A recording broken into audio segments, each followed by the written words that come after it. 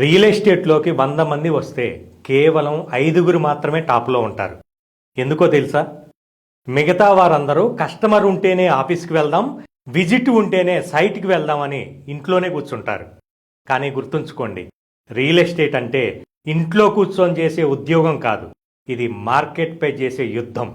మీకు కస్టమర్ ఉండొచ్చు, లేకపోవచ్చు, కానీ మీరు ఆఫీసులో ఉంటేనే మార్కెట్ ఏ దిశగా వెళ్తుందో తెలుస్తుంది.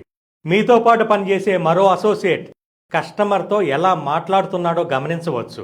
మన లీడర్స్ ఇచ్చే సలహాలు, మార్కెట్ అప్డేట్స్ కేవలం ఆఫీస్ వాతావరణంలోనే మీకు అందుతాయి.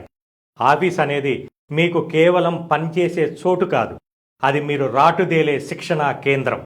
ఆదివారం కస్టమర్ లేకపోయినా మీరు సైట్కి వెళ్ళండి, అక్కడ డెవలప్మెంట్స్ చూడండి, అక్కడికి వచ్చే ఇతర కస్టమర్ల మైండ్ సెట్ ఎలా ఉందో గమనించండి.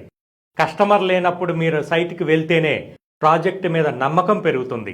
ఆ నమ్మకమే రేపు కస్టమర్ ముందు నిలబడినప్పుడు మీ కళ్ళల్లో ఆత్మవిశ్వాసంగా మారుతుంది. మిత్రులారా, బిజినెస్ వస్తే ఆఫీస్కు వస్తా అనటం తప్పు. రోజు ఆఫీస్కి వెళ్తేనే బిజినెస్ వస్తుందనటం నిజం. రేపటి నుంచి ఆఫీసులో కలుద్దాం, ప్రతి ఆదివారం సైట్లో కనిపిద్దాం. సక్సెస్ మనల్ని వెతుక్కుంటూ అదే వస్తుంది. All the best.